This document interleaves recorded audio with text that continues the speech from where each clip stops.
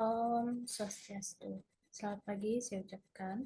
Salam Namo Buddhaya, Shalom, salam kebajikan untuk kita semua.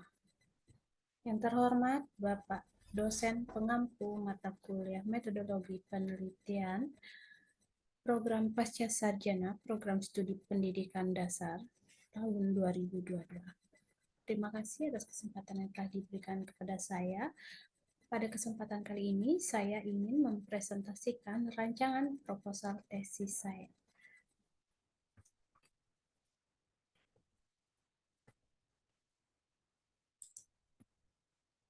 Nah, adapun identitas mahasiswa saya yakni, perkenalkan, nama saya Nikoma Arista Tri Ajeng Ningtyas dengan NIM 2229041047.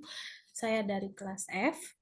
Nah, adapun judul penelitian rancangan proposal tesis saya yakni pengembangan lembar kerja peserta didik digital untuk meningkatkan hasil belajar siswa kelas 4 di sekolah dasar.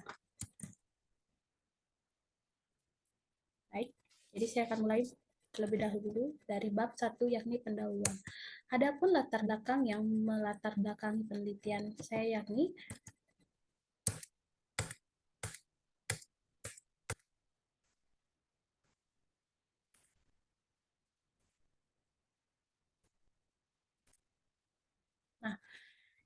dalam bidang pendidikan, pemerintah dalam pendidikan patut mendukung pelaksanaan proses pendidikan di sekolah dasar.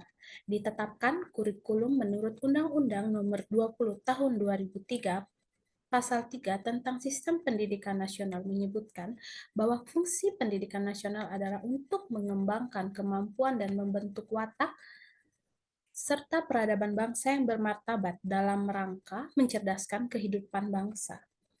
Tapi pada kenyataannya, apa yang diharapkan belum sesuai harapan, di mana kita ketahui bersama masih banyak sekolah-sekolah yang belum mencapai tujuan dalam pendidikan dari hasil belajarnya.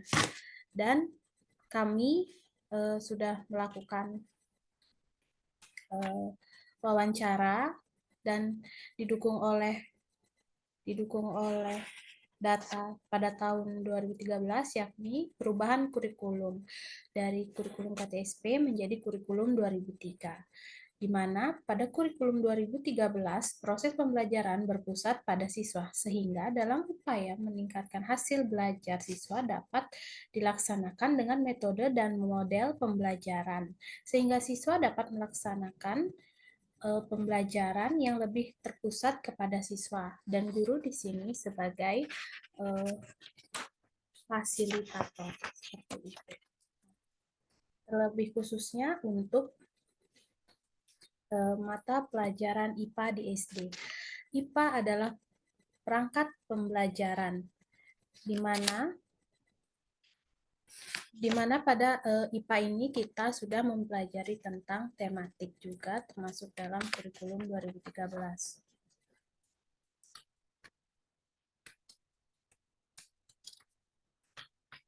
Setelah itu, saya juga telah melakukan wawancara ke guru mata pelajaran IPA di sekolah dasar di SD 1 Probokan Kaje, yakni didapatkan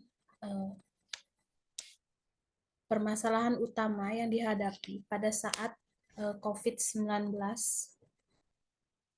pada siswa adalah media pembelajaran.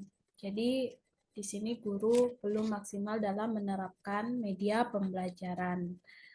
Setelah itu juga sumber belajar yang digunakan pendidik berupa Kemendikbud Revisi 2017 dan LKS Tuntas. Namun, perangkat pembelajaran yang dikembangkan sendiri oleh pendidik itu masih perlu diperbaharui lagi seperti itu. Nah, seperti kita ketahui, perangkat pembelajaran merupakan perangkat yang digunakan dalam proses pembelajaran yang terdiri dari silabus, rancangan pelaksana pembelajaran atau RPP, bahan ajar, tes hasil belajar. Nah, satu dari bahan ajar cetak yang digunakan dalam proses pembelajaran IPA di sekolah adalah LKPD, yakni lembar kerja peserta didik. Guru diharapkan mempunyai inovatif dalam mengatasi pembelajaran di masa COVID-19. Nah, pada masa COVID ini juga pembelajaran dilaksanakan melalui daring. Tentu menyebabkan hasil belajar siswa itu menurun.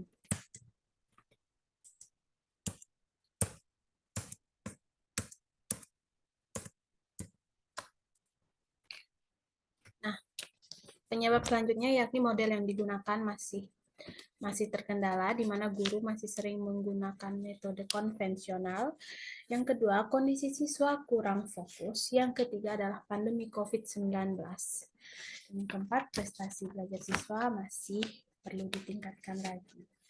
Sehingga dalam masalah-masalah tersebut, saya menawarkan untuk mengembangkan lembar kerja peserta didik digital untuk meningkatkan hasil belajar siswa dan untuk siswa kelas 4 di sekolah dasar. Nah, adapun rumusan masalah di sini terdapat 5. Yang pertama adalah bagaimanakah karakteristik LKPD digital untuk meningkatkan hasil belajar siswa dan pembelajaran IPA pada siswa kelas 4 di sekolah dasar? Yang kedua, bagaimanakah kevalidan LKPD digital untuk meningkatkan hasil belajar siswa pada pembelajaran IPA siswa di kelas 4 sekolah dasar? Yang ketiga, bagaimanakah kegunaan LKPD digital untuk meningkatkan hasil belajar siswa pada pembelajaran IPA siswa kelas 4 di sekolah dasar? Yang keempat, bagaimana kepraktisan LKPD digital untuk meningkatkan hasil belajar siswa pada pembelajaran IPA pada kelas 4 sekolah dasar. Yang kelima, bagaimana efektivitas LKPD digital untuk meningkatkan hasil belajar pada pembelajaran IPA siswa kelas 4 SD. Adapun tujuan pengembangan ini yakni yang pertama adalah untuk mengetahui karakteristik dari LKPD digital untuk meningkatkan hasil belajar siswa pada pembelajaran IPA siswa kelas 4 SD. Yang kedua, untuk mengetahui kevalidan LKPD digital. Yang ketiga, guna mengetahui LKPD digital untuk meningkatkan hasil belajar siswa. Yang keempat, untuk mengetahui kepraktisan LKPD digital. Dan yang kelima, mengetahui keefektifan LKPD digital. Adapun manfaat pengembangan yang diharapkan yakni bagi siswa. Penerapan LKPD diharapkan dapat membantu siswa dalam memahami dan mengaitkan konsep IPA yang dipelajari dengan kehidupan sehari-hari, mendorong siswa untuk terlibat aktif dalam pembelajaran serta berinteraksi dengan temannya dalam suasana interaktif dan dinamis. Kemudian bagi guru, hasil penelitian ini dapat digunakan sebagai referensi guru dalam upaya memperbaiki proses pembelajaran. Dan yang ketiga, bagi peneliti, penelitian ini merupakan pengetahuan bagi peneliti untuk menerapkan LKPD dan menyusun perangkat pembelajaran. Baik, kita akan masuk ke kajian pustaka. Yang pertama, hakikat LKPD digital dan pengertian LKPD. LKPD ialah suatu bentuk bahan ajar. LKPD juga sebagai lembar-lembaran yang berisi tugas yang harus dikerjakan oleh peserta didik. Lembaran kegiatan biasanya berupa petunjuk langkah-langkah untuk menyelesaikan suatu proyek. Dan ini didukung oleh Trianto pada tahun 2011 mengungkapkan bahwa LKPD merupakan panduan bagi peserta didik yang digunakan untuk melakukan kegiatan penyelidikan atau dalam melakukan pemecahan masalah. LKPD juga dapat disusun dan dirancang dengan situasi dan kondisi kegiatan pembelajaran yang akan dihadapi. Nah, selanjutnya ada fungsi dan manfaat dari LKPD. Praswoto pada tahun 2013 mengungkapkan fungsi LKPD adalah sebagai berikut. Yang pertama, sebagai bahan ajar agar bisa meminimalkan peran pendidik namun lebih mengaktifkan peserta didik. Yang kedua, sebagai bahan ajar yang mempermudah peserta didik untuk memahami materi yang akan disampaikan. Yang ketiga, sebagai bahan ajar yang lebih ringkas dan kaya akan untuk berlatih soal-soal. Nah, selanjutnya, yang menjadi tujuan pelaksanaan LKPD menurut Praswoto pada tahun 2013 yakni menyajikan bahan ajar yang memudahkan peserta didik untuk memberi interaksi dengan materi yang akan diberikan. Yang kedua, menyajikan tugas-tugas untuk meningkatkan penguasaan materi peserta didik. Yang ketiga, melatih kemandirian peserta didik. Dan yang keempat, memudahkan pendidik dalam memberikan tugas kepada peserta didik. Nah, selanjutnya, macam-macam LKPD dan unsur-unsur dalam LKPD. Terdapat 5 bentuk LKPD. Ya, sebagai berikut. Yang pertama, LKPD membantu peserta didik menemukan suatu konsep, yakni LKPD menengahkan terlebih dahulu suatu fenomena yang bersifat konkret, sederhana, dan berkaitan dengan konsep yang akan dipelajari. Yang kedua, LKPD membantu peserta didik dalam menerapkan dan mengintegrasikan berbagai konsep yang telah ditemukan oleh peserta didik. Yang ketiga, LKPD ini juga berfungsi sebagai penuntun belajar, yakni di mana LKPD berisi tentang pertanyaan atau isian jawaban yang sudah ada dalam buku. Yang keempat, LKPD sebagai penguatan dan LKPD juga sebagai petunjuk praktikum. Ada unsur-unsur dalam LKPD, yakni yang pertama ada judul, yang kedua petunjuk belajar, yang ketiga KD atau kompetensi dasar atau dan materi pokok, yang keempat informasi pendukung, yang kelima tugas dan langkah-langkah kerja dan penilaian. Nah, hakikat LKPD digital. LKPD digital merupakan panduan kerja peserta didik yang dalam pelaksanaan kegiatan pembelajaran dapat dalam berupa bentuk elektronik yang bisa dilihat pada desktop komputer, notebook, smartphone, seperti itu. Dan memungkinkan menandai hal-hal tanpa takut membuatnya jelek, seperti takut coretan seperti itu ya.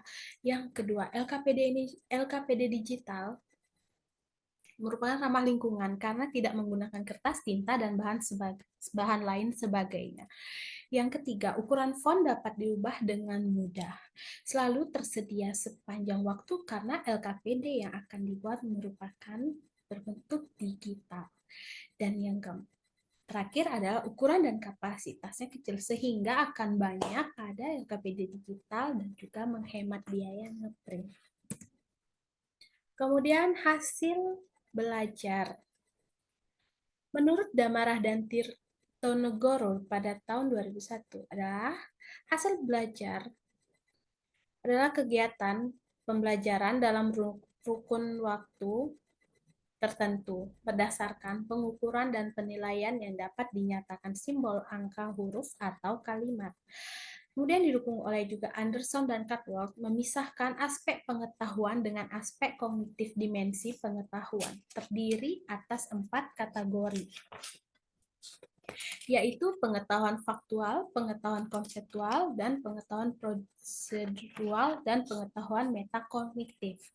Nah, indikator kognitif dibagi menjadi 6 tingkatan. 6 tingkatan tersebut adalah remember, understand, apply, analyze, evaluate, dan create. Nah, adapun hakikat IPA di sekolah dasar, yakni menurut Samatoa pada tahun 2010, sains adalah pengetahuan yang kebenarannya sudah diuji cobakan secara empiris melalui metode ilmiah. Cara penyelidikan informasi dan data tentang alam semesta dengan metode penelitian, pengamatan, dan hipotesis yang telah teruji itu disebut dengan sains. Untuk mencapai proses pencapaiannya dilaksanakan dengan cara kolaborasi. 3 ranah tersebut melalui pendekatan pembelajaran tematik terpadu. Untuk mendukung ketercapaian tujuan kurikulum, maka diperlukan buku tematik yang berbasis aktivitas yang mendorong peserta didik untuk mencapai standar yang telah ditentukan. Adapun kajian hasil penelitian yang relevan, yakni ada 5. Yang pertama dari penelitian Hadawiyah, R. Amin, M. Ibrahim, dan M. Hartatik pada tahun 2021, yang dimana rekapitulasi ketuntasan hasil belajar siswa pada tabel menunjukkan adanya peningkatan ketuntasan hasil belajar, di mana pada siklus 1 dan kenaikan pada siklus 2 dengan menggunakan LKPD berbantuan aplikasi Google Meet. Yang kedua, penelitian dari Rusmingningsih dan Yanite pada tahun 2022, yakni produk LKPD interaktif berbasis live worksheet seed yang dikembangkan mendapat nilai kevalidan dengan kategori sangat valid dengan presentasi yang diperoleh oleh validator ahli materi 91%. Dengan validator ahli media 90%, sehingga produk LKPD berbasis layak digunakan dalam mata pembelajaran yang dapat membantu peningkatan hasil belajar siswa. Yang ketiga, oleh penelitian Nisa dan Putra dan Zaini pada tahun 2003 menunjukkan penggunaan LKPD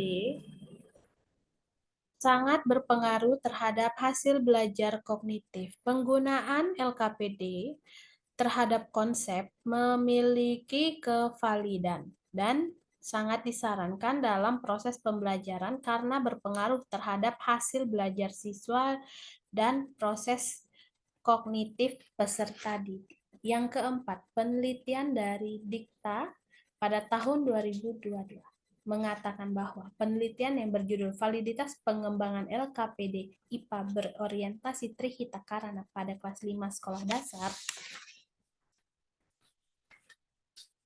adalah memiliki nilai valid secara ekspres pada nilai CVR sama dengan 1 dan CVI sama dengan 1 tetap valid secara empirik. Yang kelima itu ada penelitian dari Atmojo dan Matsuri dan Hardiansyah dan Saputri pada tahun 2022 di mana mengatakan bahwa penggunaan LKPD interaktif pada muatan IPA memiliki peningkatan yang signifikan, ditunjukkan pada hasil tahap 1 dan tahap 2 dan tahap 3 memiliki kenaikan rata-rata.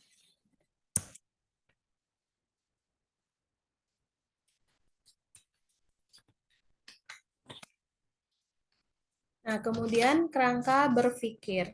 Diagram alur kerangka berpikir dapat dilihat pada gambar 2.1, di mana kurikulum 2013 menekankan 4 aspek penting dalam penyelenggaraan pendidikan yang tertuang dalam 4 kompetensi inti, yakni KI 1, KI 2, KI 3, dan KI 4.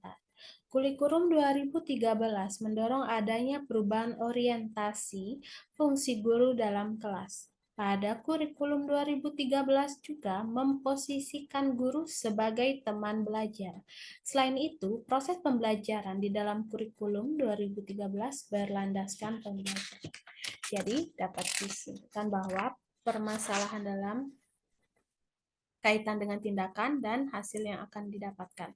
Permasalahan dalam pembelajaran, yakni LKPD digital khususnya untuk mata pembelajaran IPA masih terbatas. Yang kedua, rendahnya partisipasi dan antusiasme siswa dalam mengikuti pembelajaran. Yang ketiga, siswa kurang tertarik dalam proses belajar mengajar. Kemudian adapun tindakan yang akan dilakukan adalah mengembangkan LKPD digital untuk meningkatkan hasil belajar pada pembelajaran IPA siswa kelas 4 SD. Kemudian hasil yang diharapkan, LKPD digital dapat digunakan dalam proses pembelajaran IPA yang valid dalam meningkatkan hasil belajar siswa. Kemudian tindakan akan divalidasi di LKPD. Kemudian kita akan masuk di bab 3. Nah, metode penelitian. Yang pertama itu jenis penelitian. Jenis penelitian yang akan dilakukan adalah dengan pendekatan penelitian dan pengembangan atau lebih dikenal dengan Research and Development atau R&D. Tujuan dilaksanakan penelitian ini adalah untuk mengembangkan media pembelajaran dan lembar kerja peserta didik digital untuk mata pelajaran IPA, untuk siswa kelas 4 sekolah dasar. Kemudian desain penelitian. Desain penelitian dan pengembangan yang akan dilakukan dengan sistem 4D.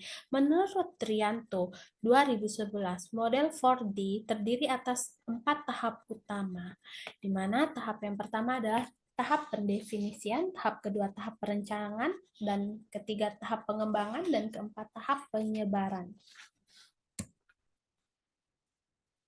Nah, pada tahap pendefinisian adalah Tujuan dari tahapan ini untuk menetapkan dan mendefinisikan syarat dibutuhkan dalam pembelajaran dengan menganalisis tujuan dan batasan materi.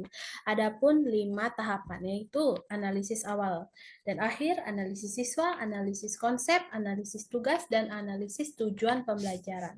Setelah dilakukan revisi, akan divalidasi menggunakan evaluasi formatif menggunakan perhitungan menurut Gordy dan Chandiase tahun 2010 dengan mekanisme sebagai berikut.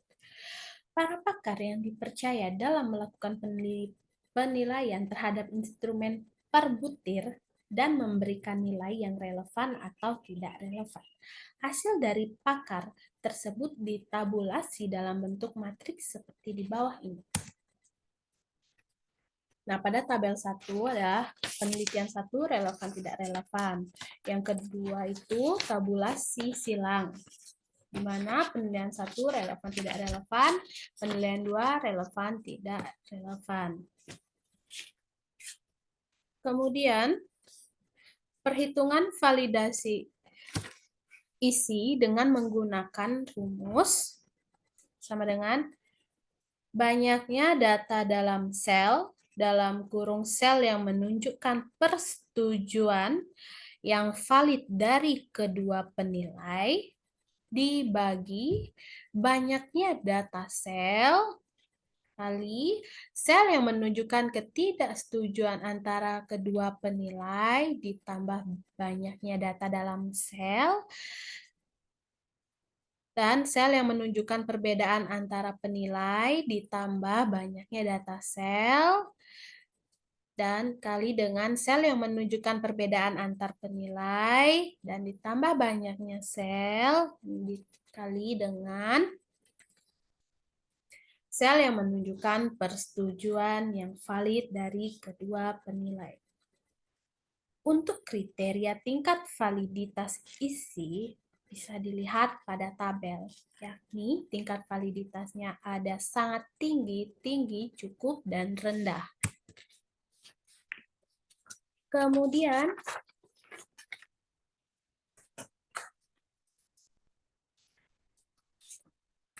dalam rancangan desain, tahapan perancangan berupa rancangan awal perangkat pembelajaran berupa LKPD digital. Tujuan tahapan ini adalah untuk memperoleh sebuah hasil, di mana untuk meningkatkan hasil belajar IPA peserta didik.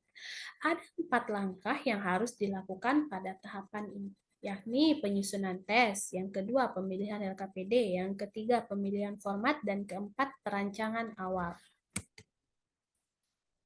Nah, yang ketiga, prosedur penelitian. Pada tahapan ini disebut tahapan pengembangan atau develop. Penilaian materi pembelajaran, materi dapat dilihat dari segi bahasa, apakah bahasa yang dipakai sudah komunikatif atau belum, serta apakah sudah sesuai dengan tuntutan kurikulum yang berlaku, yakni kurikulum 2013. Adapun instrumen penilaian ahli materi pembelajaran dapat dilihat pada tabel 3.4, di mana terdapat pada kelayakan isi terdapat 12 poin, pada kelayakan bahasa terdapat 4 poin, dan kelayakan penyajian terdapat 4 poin.